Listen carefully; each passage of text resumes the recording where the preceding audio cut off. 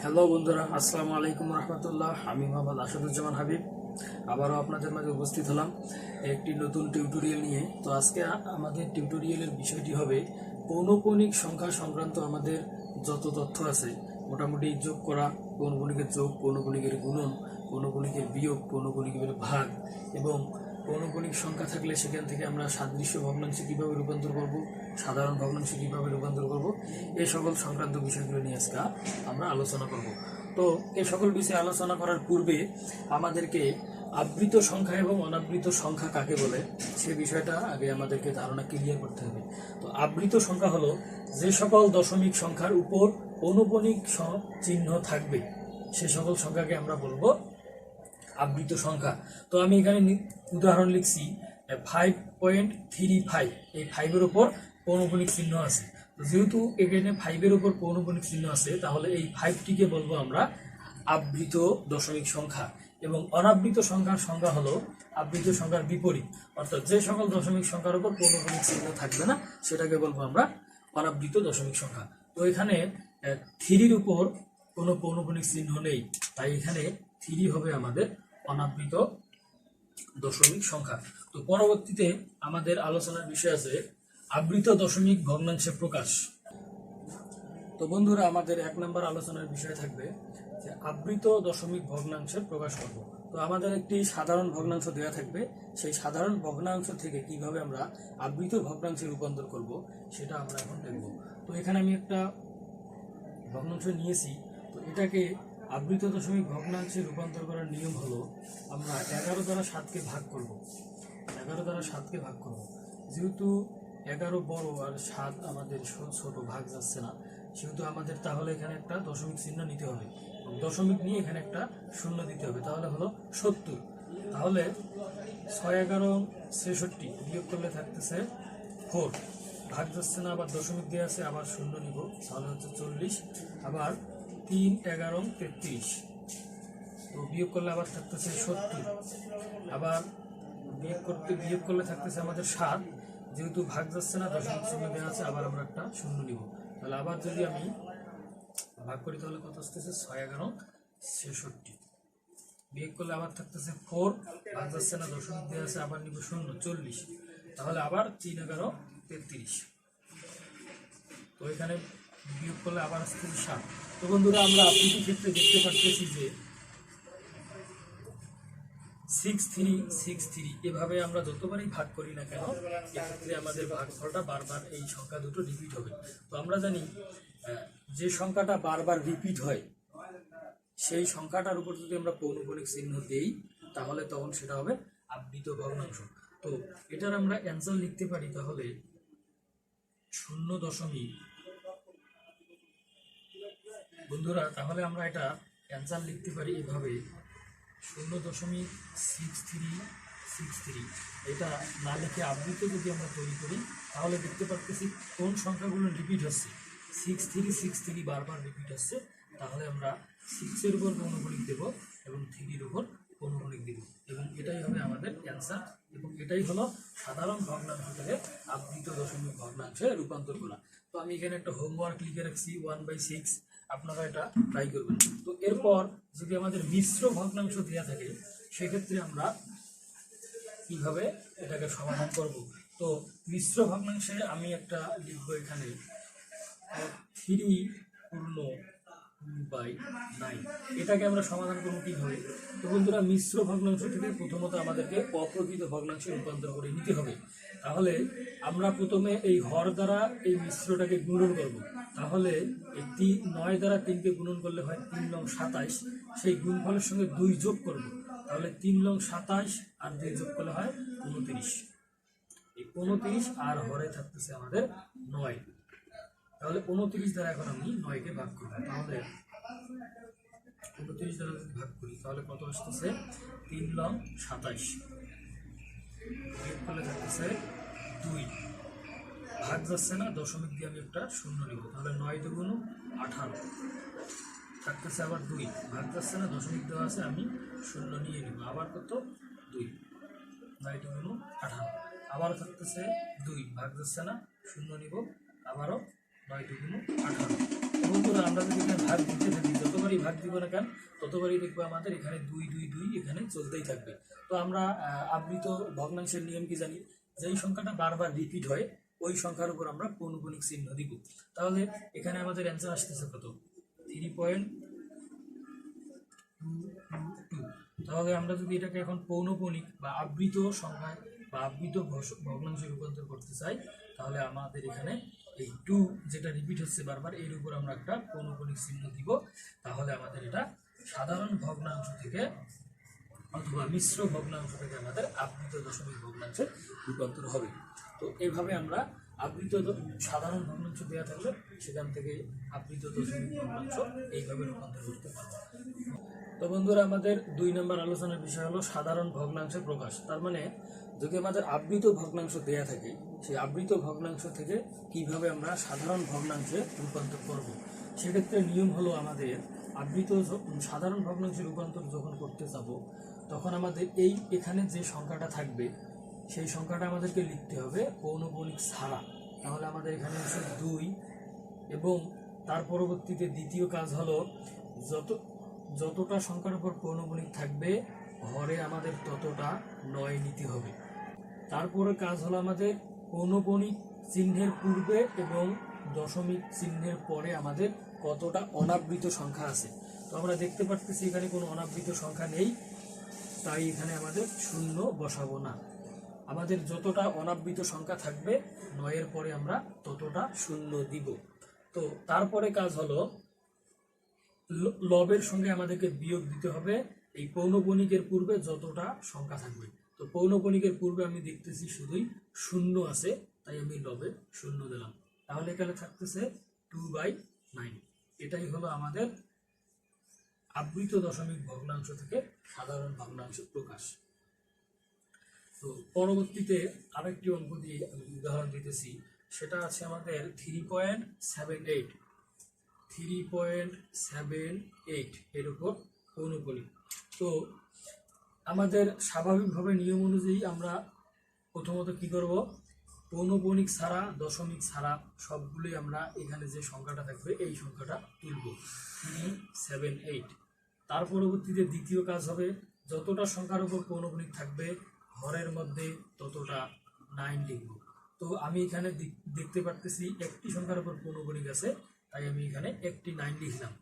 এখন তারপরে কাজ থাকবে যে অনাবৃত সংখ্যা কতটি আছে, অর্থাৎ পৌনঃপুনিক এর পূর্বে এবং দশমিকের পরে কতটি সংখ্যা আছে, একটি আছে। তাহলে আমরা একটি 0 দেব, অর্থাৎ যতটি অনাবৃত সংখ্যা থাকবে ততটা 0 দেব। এখানে একটি মাত্র অনাবৃত সংখ্যা আছে, আমরা একটি 0 দিলাম। এখন তারপরের কাজ হলো আমরা লবের সঙ্গে বিয়োগ দিব এই পৌনঃপুনিকের পূর্বে যে সংখ্যাগুলো থাকবে ওই সংখ্যাগুলো আমরা বিয়োগ দিব। তো পৌনঃপুনিকের পূর্বে আছে এখানে 3 এবং 7, তাহলে 3 আর 7 আমরা এখান থেকে বিয়োগ দিব। তো বিয়োগ করলে আমাদের আসতেছে 341 ডিভাইডেড বাই 90। এখন এটাকে আমরা এভাবেও অ্যান্সার লিখে রাখতে পারি, অথবা যদি অ্যান্সার আমাদের মিশ্র ভগ্নাংশ আকারে দেওয়া থাকে তাহলে আমাদেরকে এটা মিশ্র ভগ্নাংশে রূপান্তর করে নিতে হবে। তাহলে মিশ্র ভগ্নাংশ করব কিভাবে, আমরা 90কে এটা দ্বারা ভাগ দিই। তাহলে 3 দিয়ে যদি ভাগ দিই তাহলে 3 9 27, অর্থাৎ 270। আর বিয়োগফল থাকতেছে তাহলে 71। এখানে 0 আছে, 1 লাগে, আবার 7 আছে, 14 মিলিতে লাগতেছে 7, আবার হাতে যদি 1, 3 আর 3 মিলিয়ে যাচ্ছে 0। তাহলে এখানে লব উপরে থাকতেছে আমাদের 71 আর হরে থাকতেছে আমাদের 90। তাহলে এক্ষেত্রে অ্যান্সার হবে 3 পূর্ণ 71/90। এটাই হলো আমাদের আবৃত ভগ্নাংশ থেকে সাধারণ ভগ্নাংশে প্রকাশ করার নিয়ম। বন্ধুরা, 3 নম্বরে আমাদের আলোচনার বিষয় আছে সাদৃশ্য আবৃত দশমিক ভগ্নাংশে প্রকাশ করা। সাদৃশ্য কথাটির অর্থ হলো যে একই রূপ দিতে হবে, অর্থাৎ একটি দশমিক ভগ্নাংশে যদি 2টা অনাবৃত সংখ্যা থাকে তাহলে প্রত্যেকটা ক্ষেত্রে 2টা অনাবৃত সংখ্যা থাকতে হবে। যদি 3টা আবৃত সংখ্যা থাকে তাহলে প্রতিটা ভগ্নাংশের ক্ষেত্রে 3টি করে আবৃত সংখ্যা থাকতে হবে, অর্থাৎ একই রূপ আমাদেরকে দিতে হবে। তো আমি এখানে একটা অঙ্ক লিখে রাখছি, 5.7 পৌনঃপুনিক, 8.34 পৌনঃপুনিক, 6.2 পৌনঃপুনিক 4 5 পৌনঃপুনিক। তার মানে এখানে দেখা যাচ্ছে যে এখানে একটি সংখ্যার উপর পৌনঃপুনিক আছে, এখানে দুইটি সংখ্যার উপর পৌনঃপুনিক আছে এবং এখানে দুইটির উপর পৌনঃপুনিক আছে। কিন্তু এখানে দুইটি সংখ্যার উপর পৌনঃপুনিক থাকা সত্ত্বেও যেহেতু দুইটি সংখ্যার মাঝে একটি সংখ্যা আছে এর উপর পৌনঃপুনিক নাই, তার মানে আমাদেরকে এটা মনে মনে ধরে নিতে হবে এই সংখ্যাটার উপরেও পৌনঃপুনিক আছে। অর্থাৎ দুইটি সংখ্যার মাঝে যদি অনেকগুলো সংখ্যা থাকে এবং এদের উপর যদি পৌনঃপুনিক চিহ্ন না থাকে, তাহলেও আমাদের বুঝে নিতে হবে যে এদের উপরেও পৌনঃপুনিক চিহ্ন আছে। তাই আমাদের এখানে দেখা যাচ্ছে যে দুইটি সংখ্যার উপর পৌনঃপুনিক আছে, কিন্তু এটা ধরে নিতে হবে এখানে তিনটির উপরেই পৌনঃপুনিক আছে। তো এখানে আমি লিখে রাখছি যে আবৃত দশমিক সংখ্যা, প্রথমটাতে আবৃত দশমিক, অনাবৃত দশমিক, অনাবৃত দশমিক সংখ্যা, প্রথমটাতে অনাবৃত দশমিক সংখ্যা একটিও নাই, শূন্য। পরেরটাতে অনাবৃত দশমিক সংখ্যা একটিও নাই, এটাও শূন্য। তারপরেরটাতে অনাবৃত দশমিক সংখ্যা একটিও নাই, এটাও শূন্য। পরবর্তীতে লিখে রাখছি আমি আবৃত দশমিক সংখ্যা। তো প্রথমটাতে আবৃত দশমিক সংখ্যা আছে একটি, লিখছি। পরবর্তীটাতে আবৃত দশমিক সংখ্যা আছে দুইটি, লিখছি। পরবর্তীটাতে আবৃত দশমিক সংখ্যা আছে তিনটি, আমি সেটাও লিখে রাখছি। তাহলে আবৃত দশমিক সংখ্যার লসাগু কত হবে? আবৃত দশমিক সংখ্যার লসাগু হবে 3 × 2 = 6, 6 × 1 = 6। এবং সাদৃশ্যকরণ করার ক্ষেত্রে আমাদের অনাবৃত সংখ্যা থাকবে, যেহেতু অনাবৃত দশমিক সংখ্যার সর্বোচ্চ মান 0, তার মানে অনাবৃত দশমিক সংখ্যা একটিও থাকবে না। এবং আবৃত দশমিক সংখ্যার লসাগু হলো 6, যেহেতু আবৃত দশমিক সংখ্যার লসাগু 6, সুতরাং প্রতিটা ক্ষেত্রেই 6টি সংখ্যার উপর পৌনঃপুনিক থাকবে, অর্থাৎ আবৃত সংখ্যা থাকবে 6টি। তাহলে এটা আমরা সাদৃশ্য করলে কি পাবো? যে 5.7, 7-এর উপর পৌনঃপুনিক। তো আমরা আগে শিখে আসছি যে সংখ্যাটার উপর পৌনঃপুনিক থাকবে এর অর্থ এই যে ওই সংখ্যাটা কন্টিনিউ আছে, তার মানে চলমান আছে। আমরা যদি এখন চাইলে এই সংখ্যাটাকে বাড়াইতে পাবো, চাইলে এই সংখ্যাটাকে আমরা কমাইতে পাবো। তো সাদৃশ্যকরণের ক্ষেত্রে যেহেতু আমরা দেখছি যেখানে আবৃত সংখ্যা থাকা লাগবে 6টি, তাহলে আমরা এই 7-এর উপর পৌনঃপুনিক যেহেতু আছে, তার মানে আমরা 7কে 6 বার লিখতে পারবো। তাহলে আমরা লিখলাম 1 2 3 4 5 6, অর্থাৎ 6 বার 7 লিখছি এবং 6টি সংখ্যার উপর পৌনঃপুনিক দিতে হবে। তাহলে প্রথমটার উপর দিলাম আর শেষেরটার উপর দিলাম, মাঝেরটার উপর নাই, তার মানে তো অটোমেটিক ভাবে ওটার উপর আছে বলে ধরে নিই আমরা। এখন পরবর্তীতে আছে 3 এবং 4, 3-এর উপর পৌনঃপুনিক আছে, 4-এর উপর পৌনঃপুনিক আছে, তার মানে এই সংখ্যাটা বারবার রিপিট হচ্ছে, অর্থাৎ 3 4 3 4 3 4 3 4 3 4 3 4 এভাবে রিপিট হচ্ছে। এবং প্রথমটার উপর পৌনঃপুনিক দেব এবং ষষ্ঠ সংখ্যাটার উপর পৌনঃপুনিক দেব। পরবর্তীতে এখানে আছে 6.245, তার মানে আমরা তো এখানে একটু আগে দেখে আসলাম যে এখানে 2 4 5 তিনটার উপর পৌনঃপুনিক আছে, তার মানে রিপিট হবে কিভাবে? প্রথমে 2 4 5, আবার 2 4 5, প্রথমটার উপর পৌনঃপুনিক দিব এবং শেষেরটার উপর পৌনঃপুনিক দিব। বন্ধুরা, এখন আমরা লক্ষ্য করলে দেখব যে প্রতি ক্ষেত্রে 6টি করে সংখ্যা আছে এবং প্রতি ক্ষেত্রে প্রথমটার উপর পৌনঃপুনিক আছে এবং শেষেরটার উপর পৌনঃপুনিক আছে। তো এটাই হলো আমাদের সাদৃশ্য আবৃত দশমিক ভগ্নাংশে প্রকাশ করুন। বন্ধুরা, আমাদের 4 নম্বর আলোচনার বিষয় হলো পৌনঃপুনিক সংখ্যার যোগকরণ। তো পৌনঃপুনিক সংখ্যার যোগ করার ক্ষেত্রে আমরা কি করব? আমি একটা উদাহরণ এখানে লিখে রাখছি। তো এক্ষেত্রে প্রথম ধাপ, অর্থাৎ প্রথমেই করতে হবে একটি কাজ, সেটি হলো আগে সাদৃশ্য দশমিক ভগ্নাংশে রূপান্তর করে নিতে হবে। তো একটু আগে আমরা সাদৃশ্য দশমিক ভগ্নাংশে কিভাবে রূপান্তর করে সেটা দেখে আসলাম। এখন তাহলে কি করতে হবে? ওই আগের মতো করে লিখতে হবে যে অনাবৃত দশমিক সংখ্যা এখানে আছে, প্রথমে 2টা, আমি 2 লিখছি, পরেরটাতে একটিও নাই, 0, তারপরেরটাতেও একটিও নাই, 0। আবার আবৃত দশমিক সংখ্যা প্রথমটাতে আছে 1টি, আমি লিখছি 1টি, তারপরেরটাতে আছে 2টি, আমি লিখছি 2টি, তারপরেরটাতে আছে 3টি, আমি লিখলাম এখানে 3। তাহলে আবৃত দশমিক সংখ্যার লসাগু কত হবে? 3 2 × 6, 6 × 6। এবং সাদৃশ্যকরণের ক্ষেত্রে তখন কি হবে? অনাবৃত সংখ্যা থাকবে, এখানে কয়টি আছে? অনাবৃত সংখ্যার সর্বোচ্চ মান কত? এখানে 2, তাহলে আমাদের অনাবৃত সংখ্যা থাকবে 2টি প্রতি ক্ষেত্রে এবং আবৃত সংখ্যার লসাগু 6, তার মানে প্রতি ক্ষেত্রে আবৃত দশমিক সংখ্যা হবে আমাদের 6টি। তাহলে আমরা এখানে আগে সাদৃশ্য করে নিই। তাহলে আমাদের কি হবে? প্রথমে 3, তারপরে 0 0 আছে, আমরাও 0 0 দিলাম।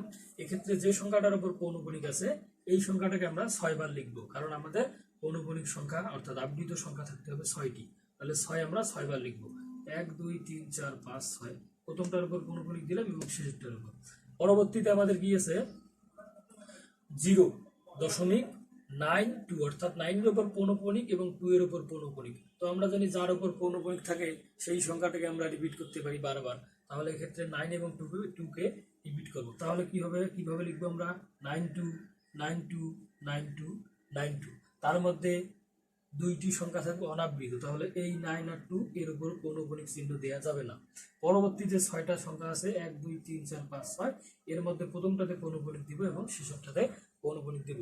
তারপরে আবার আছে কি 2.134, তাহলে 2.134, যেহেতু 134 তিনটার উপর পৌনঃপুনিক আছে, তাহলে আমরা 134 বারবার রিপিট করব। তাহলে কি হবে 134, আবারও 134, আবারও 13। যেহেতু আমাদের 6টা লাগবে, আমরা 6টা পর্যন্তই নিব, তারপরে 4 আছে কিন্তু আমরা 4 আর নিব না, কারণ আমাদের 6টা দরকার। তো তার মধ্যে প্রথমে 2টার উপর পৌনঃপুনিক থাকবে না, এবং পরবর্তী যে 6টি সংখ্যা থাকবে এই 6টি সংখ্যার উপর আমরা প্রথমটাতে এবং শেষেরটাতে পৌনঃপুনিক চিহ্ন দিব। এই হলো আমাদের সাদৃশ্যকরণ। এখন পরবর্তীতে আমরা কি করব, যে সংখ্যাটার উপর পৌনঃপুনিক থাকবে, এটা খুবই গুরুত্বপূর্ণ যোগ অঙ্ক করার ক্ষেত্রে এবং বিয়োগ অঙ্ক করার ক্ষেত্রে, খুব মনোযোগ সহকারে এটা মনে রাখতে হবে। তো যে সংখ্যাটার উপর পৌনঃপুনিক থাকবে সেই সংখ্যাটাকে আমরা 2 বার নিব, অর্থাৎ 6 এর উপর পৌনঃপুনিক আছে, আমরা 6 নিলাম, ডাবল 6 6। তারপরে নিচেরটাতে 9 এবং 2 এর উপর পৌনঃপুনিক ছিল, তাহলে আমরা ডাবল নিব, 9 এবং 2 নিলাম। তারপরে এখানে পৌনঃপুনিক আছে শেষে 3 4, তাহলে আমরা 3 4 এর উপর আমরা এই সংখ্যাটা আমরা অতিরিক্তভাবে নিলাম। আমাদের যোগ করতে হবে এই বাম দিক থেকে। তাহলে 4 আর 2 6, 6 আর 6 12, 12 আর 2 হাতে বাকি থাকতেছে 1, তাহলে 3 আর 1 4, তাহলে 9 আর 4 13, 13 আর 6 হচ্ছে 19, হাতে বাকি থাকতেছে কিন্তু 1। এইটা ভালো করে মনে রাখতে হবে। এখানে যোগ করলাম, যোগফল আসলে 19, হাতে বাকি থাকতেছে আমাদের 1। এই একটা এই দিকে এসে কিন্তু যোগ হবে, তাহলে ওই হাতের একটা এখানে এসে যোগ হলো, 3 আর 1 4, তাহলে 4 আর 2 6, 6 আর 6 12, 2 হাতে বাকি থাকতেছে 1, আবার 2 আর 1 আর 1 2, 9 আর 2 11, 11 আর 6 হলো 17, 17 7 হাতে থাকতেছে আবার 1, 4 আর 1 5, 5 আর 2 7, 7 আর 6 8 9 10 11 12 13, তাহলে 13 3 হাতে বাকি থাকতেছে 1, তাহলে 1 আর 1 2, 2 2 4, 6 আর 4 10, 10 এর 0 হাতে থাকতেছে 1, 4 আর 1 5, 9 আর 5 14, 14 আর 6 20, 20 এর 0 হাতে বাকি থাকতেছে 2, তাহলে আবার 3 আর 2 5, 5 আর 2 7, তো 7 তো 7, তাহলে হাতে থাকতেছে না আর। তাহলে আবার এখানে 9 আর 1 10, 10 এর 0 হাতে বাকি থাকতেছে 1, তাহলে এই 2 আর 1 3, 3 আর 2 আর 3, 3 আর 3 যোগ করলে হয় আমাদের 6। তাহলে বন্ধুরা এখানেও আমাদের অ্যান্সারের বেলাতেও প্রথমে 2টা সংখ্যার উপর আমরা অনাবৃত করে রাখবো, তার মানে পৌনঃপুনিক হবে না, কিন্তু পরে 6টার মধ্যে এই যে সোজায় পৌনঃপুনিক আছে এখানে একটা পৌনঃপুনিক দিব, এবং এখানে এই সোজায় পৌনঃপুনিক ছিল এই শূন্যর উপর আমরা একটা পৌনঃপুনিক দিব। তাহলে এখানে অ্যান্সার হলো শুধু এইটা, এটুক কিন্তু অ্যান্সার নয়। তাহলে অ্যান্সার হলো এটুক। তাহলে অ্যান্সার লিখবো আমরা 6.0000372, এটার উপর পৌনঃপুনিক আর এটার উপর পৌনঃপুনিক। তো বন্ধুরা যোগ অঙ্ক করার ক্ষেত্রে আমরা পৌনঃপুনিকের যোগ অঙ্ক করার ক্ষেত্রে এইভাবে আমরা করব, এবং এটাই হলো আমাদের সঠিক নিয়ম। কিন্তু এখানে যদি আমাদের হাতে বাকি না থাকতো, তাহলে কিন্তু এই হাতে বাকি না থাকলে আমরা কিন্তু এখানে স্বাভাবিকভাবে যোগ করতাম, কিন্তু যদি এখানে যোগ করার পর হাতে বাকি থাকে তাহলে সেই সংখ্যাটা কিন্তু আমরা এখানে যোগ করে দিব, এবং এটাই হলো আমাদের সঠিক নিয়ম। তো এখন পরবর্তীতে আমরা বিয়োগ করব। বিয়োগের বেলাতেও যোগের মতো একই নিয়ম। প্রথমত আমাদের যে আবৃত দশমিক সংখ্যা দেওয়া আছে সেখান থেকে আগে আমাদেরকে সাদৃশ্য আবৃত দশমিক ভগ্নাংশে রূপান্তর করে নিতে হবে। তো এখানে আবৃত দশমিক সংখ্যার সংখ্যা আছে কতটি, অনাবৃত দশমিক সংখ্যার সংখ্যা আছে এখানে 1 2 2টি, এবং পরবর্তীতে একটিও নেই, তার মানে 0। এবং আবৃত দশমিক সংখ্যা আছে কতটি, প্রথমটাতে একটি আছে এবং তারপরেরটাতে আছে 1 2 3, এখানে নাই, এর 2টি সংখ্যার মাঝে একটি সংখ্যা আছে, এর উপর পৌনঃপুনিক নাই, কিন্তু তার মানে আমাদের মনে মনে নিতে হবে যে এখানে 3টি সংখ্যার উপর পৌনঃপুনিক আছে। এখন তারপরে আবৃত দশমিক সংখ্যার লসাগু কত? 3 একে 3। এবং দেখলাম যে অনাবৃত দশমিক সংখ্যার সর্বোচ্চ মান হলো 2। তার মানে সাদৃশ্যকরণের ক্ষেত্রে সর্বোচ্চ 2টি সংখ্যা আমাদের অনাবৃত রাখতে হবে। এবং আবৃত সংখ্যার লসাগু 3, তার মানে 3টি সংখ্যার উপর আমাদেরকে আবৃত অর্থাৎ পৌনঃপুনিক দিতে হবে। তো আমরা নিয়ম অনুযায়ী লিখলাম এখানে 19.34 এখানে, তারপরে আছে 5। এখন 5-এর উপর যেহেতু পৌনঃপুনিক আছে, তাহলে এই 5কে আমরা ইচ্ছা মতো বাড়াইতে পাবো। কিন্তু কতটা বাড়াবো? আমাদের লাগতেছে 3টা, তাহলে 3টা বাড়াবো, 1 2 3। তাহলে প্রথমটার উপর পৌনঃপুনিক এবং পরেরটার উপর পৌনঃপুনিক। তারপরে আছে আমাদের 13 দশমিক আছে 3 4 9। তাহলে আমরা 3 4 9-কে রিপিট করবো বারবার, যেহেতু 3 4 9 তিনটির উপর পৌনঃপুনিক আছে। আমরা লিখলাম 3 4 9, আবার 3 4 9 লিখলাম না, কারণ আমাদেরকে এখানে সর্বমোট সংখ্যা হবে 5টি। তার কারণ হলো 2টি হবে অনাবৃত, 2টি অনাবৃত, 3টি হবে আবৃত। 1 2 3 প্রথমটার উপর পৌনঃপুনিক এবং পরেরটার উপর পৌনঃপুনিক। এখন পৌনঃপুনিকের আমরা বিয়োগ করব স্বাভাবিক বিয়োগের মতো, অর্থাৎ এই বাম দিক থেকে ডান দিক থেকে আমাদের বিয়োগ করে বাম দিকে আসতে হবে। তাহলে 9 আছে 5 করতে আমাদের 9 আছে 15 মিলাইতে লাগতেছে আমাদের 6, হাতে ভেগেই 1, 4 আর 5 5 আছে ওখানেও 5, তাহলে 5 পাশে মিলে যাচ্ছে আমাদের 0। তাহলে হাতে ভেগি থাকতেছে না, যদি হাতে ভেগি থাকতো তাহলে আমরা 4-এর সঙ্গে যোগ করতাম, যোগ করার পর বিয়োগ করে দিতাম। তাহলে হাতে ভেগি নাই, সো আমাদের এখানে কোনো ঝামেলা হচ্ছে না। তাহলে 4 আছে 5 করে মিলাইতে আমাদের লাগতেছে 1, আবার 3 আছে 5 মিলাইতে লাগতেছে 2, আবার 9 আছে 15 মিলাইতে লাগতেছে আমাদের 6, হাতে ভেগি 1, 4 থেকে 5 5 আছে 14 মিলাইতে লাগতেছে আমাদের 9, হাতে ভেগি 1, তাহলে 3 আর 1 4, 4 আছে 13 মিলাইতে 4 আছে 13 মিলাইতে লাগতেছে 9, হাতে ভেগি 1, হাতে ভেগি 1, তাহলে 3 আর 1 4, 4 আছে 9 করতে আমাদের লাগতেছে 5, আবার 1 1 মিলে যাচ্ছে আমাদের 0। তাহলে এখানে দশমিকের সোজা দশমিক, আর এখানে এই পৌনঃপুনিকের সোজা এই সংখ্যার উপর পৌনঃপুনিক, এবং এই দিকে পৌনঃপুনিকের সোজা এদিকে পৌনঃপুনিক। তাহলে আমাদের এখানে অ্যান্সার থাকতেছে কিন্তু আমাদের এটা কিন্তু অ্যান্সার নয়। তার মানে অ্যান্সার হবে আমাদের 5.99621, 1 এর উপর পৌনঃপুনিক, 6 এর উপর পৌনঃপুনিক। তো বন্ধুরা, আশা করি বিয়োগটা আপনারা বুঝতে পারছেন। এখন পরবর্তীতে আমরা আসবো গুণন করব কিভাবে সেই বিষয়ে। তো বন্ধুরা, পৌনঃপুনিকের গুণন করার ক্ষেত্রে আমাদের প্রথমত যে সংখ্যাটার উপর পৌনঃপুনিক থাকবে এটাকে আগে সাধারণ ভগ্নাংশে রূপান্তর করে নিতে হবে, তারপরে আমরা গুণনটা করতে পারবো। তাহলে আমরা সাধারণ ভগ্নাংশে রূপান্তর করার নিয়ম আমরা কি জেনে আসছি একটু আগে। তাহলে আমাদের প্রথমত নিয়ম ছিল উপরে যা থাকবে লবে আমরা তাই লিখবো, তারপরে যতটা সংখ্যার উপর পৌনঃপুনিক থাকবে হরে ততটা 9 লিখবো। যেহেতু এখানে একটি সংখ্যার উপর পৌনঃপুনিক আছে তাই এখানে একটি 9 লিখলাম, এবং যেহেতু এখানে কোনো অনাবৃত সংখ্যা নেই তাই এখানে কোনো 9-এর পরে কোনো শূন্য হবে না। এবং তার পরবর্তীতে আমাদের কাজ কি থাকবে? লবের সঙ্গে বিয়োগ দিতে হবে এই পৌনঃপুনিক সংখ্যার পূর্বে যে সংখ্যাগুলো থাকবে। তাহলে পৌনঃপুনিক সংখ্যার পূর্বে শুধু 2 আছে, তাহলে আমরা এখানে 2 বিয়োগ দিব। আবার এইদিকে গুণন, এইদিকে আছে কত? 8-এর উপর পৌনঃপুনিক আর 1-এর উপর পৌনঃপুনিক। আচ্ছা, তাহলে এখানে আমরা কি করব? যেহেতু দুইটি সংখ্যা, আমরা প্রথমত আমাদের কাজ হলো আমরা এই সংখ্যাটাকে পৌনঃপুনিক ছাড়া লিখব। তারপরে কাজ হলো যতটা সংখ্যার উপর পৌনঃপুনিক থাকবে হরে আমরা ততটা 9 লিখব। এবং তারপরের কাজ হলো পৌনঃপুনিক সংখ্যার পূর্বে এবং দশমিকের পরে, অর্থাৎ অনাবৃত সংখ্যা যতটা থাকবে এরপরে ততটা শূন্য দিতে হয়। যেহেতু এখানে কোনো অনাবৃত সংখ্যা নেই তাহলে আমরা শূন্য দিলাম না। এবং পরবর্তীতে কাজ হলো যে পৌনঃপুনিক সংখ্যার পূর্বে যতটা যে সংখ্যাগুলো থাকবে ওই সংখ্যাগুলো বিয়োগ দিতে হয়। তো যেহেতু এখানে শুধু 0 আছে তাই আমরা 0 বিয়োগ দিলাম। তাহলে এখন আমরা স্বাভাবিকভাবে বিয়োগ করি। 22 থেকে 24 থেকে 2 গেলে থাকতেছে 22, আর এখানে থাকতেছে 9 ইন্টু 81 থাকতেছে উপরে, নিচে হরে থাকতেছে 99। এখন আমরা যদি কাটাকাটি করি তাহলে 9 1 9, 9 লং 81, আবার 9 1 9, 9 11 99, আবার 11 দ্বারা যদি কাটি 11 1 11, 11 দুগুণে থাকতেছে আমাদের 22। তো সুতরাং অ্যান্সার হচ্ছে আমাদের 2। তাহলে এই গুণনের অ্যান্সার হলো আমাদের 2। তো বন্ধুরা, আশা করি গুণনটা বুঝতে পেরেছেন। তো পৌনঃপুনিক সংখ্যার ভাগ করার ক্ষেত্রেও আমাদের একই নিয়ম গুণনের মতো অনুসরণ করতে হবে। সেটা হলো আগে আমাদেরকে সাধারণ ভগ্নাংশে রূপান্তর করে নিতে হবে, তারপরে আমরা ভাগ করতে পারবো। তো এখানে প্রথমে আমাদের লিখতে হবে যা আছে ওই অবস্থায়, শুধু দশমিক আর পৌনঃপুনিক লিখবো না।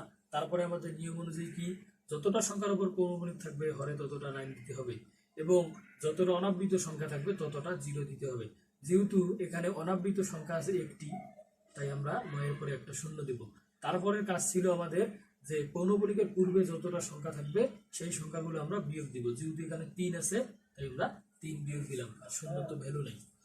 তারপর এখানে থাকতেছে আমাদের, আমরা নিয়ম অনুযায়ী আগে 17 লিখে নিলাম, তারপরে একটি সংখ্যার উপর পৌনঃপুনিক আছে তাই আমরা এখানে একটা 9 দিলাম, এবং এখানে কোনো অনাবৃত সংখ্যা নেই তাই এখানে কোনো শূন্য হচ্ছে না। তারপরে আমাদের কি লবের সঙ্গে বিয়োগ দিতে হবে পৌনঃপুনিকের পূর্বে যে সংখ্যাগুলো থাকবে, শুধু 1 আছে তাই আমরা 1 দ্বারা বিয়োগ দিলাম। তাহলে এখানে আমাদের থাকতেছে, তো এখানে ভাগ চিহ্নকে যদি আমরা গুণন চিহ্ন দ্বারা উল্টে দিই তাহলে 9 আসবে আমাদের উপরে আর 16 আসবে আমাদের নিচে। তাহলে 16 একে 16, 16 দুগুলো 32, 9 একে 9, 9 দশে 90। আবার এখানে থাকতেছে তাহলে কত, 2/10। এখানে যদি আমরা কাটাকাটি করি তাহলে থাকতেছে 1/5। তাহলে 1/5 আমরা চাইলে এটাকে এভাবে অ্যান্সার লিখে রাখতে পারি। আবার যদি আমরা এভাবে অ্যান্সার না লিখে মিশ্র ভগ্নাংশ আকারে অ্যান্সার দেওয়া থাকে তাহলে কিন্তু আমাদেরকে মিশ্র করে নিতে হবে। তাহলে মিশ্র করার তো নিয়ম আমরা জানি, 5কে 1কে 5 দ্বারা ভাগ করতে হবে, যেহেতু ভাগ যাচ্ছে না দশমিক দিয়ে শূন্য নিতে হবে, 5 2 10। তাহলে আমাদের অ্যান্সার আসতেছে 0.2। তো চাইলে আমরা এটাও অ্যান্সার লিখে রাখতে পারি, আবার এটাও লিখে রাখতে পারি, দুটা নিয়মেই সঠিক আছে। তো বন্ধুরা, এই ছিল আমাদের পৌনঃপুনিক সংখ্যার উপর মোটামুটি সমস্যা। তো আশা করি ভিডিওটি আপনাদের ভালো লেগেছে, এবং বলার এটুকুই থাকবে যে আমার চ্যানেলটাকে আপনারা সাবস্ক্রাইব করবেন এবং পাশে থাকা বেল আইকনটিতে ক্লিক করে রাখবেন যেন পরবর্তীতে আপডেট দেওয়া ভিডিওগুলো আপনারা প্রথমেই পেয়ে যান। আজকের মতো, তো বন্ধুরা আজকের মতো এখানেই বিদায় নিচ্ছি। আল্লাহ হাফেজ।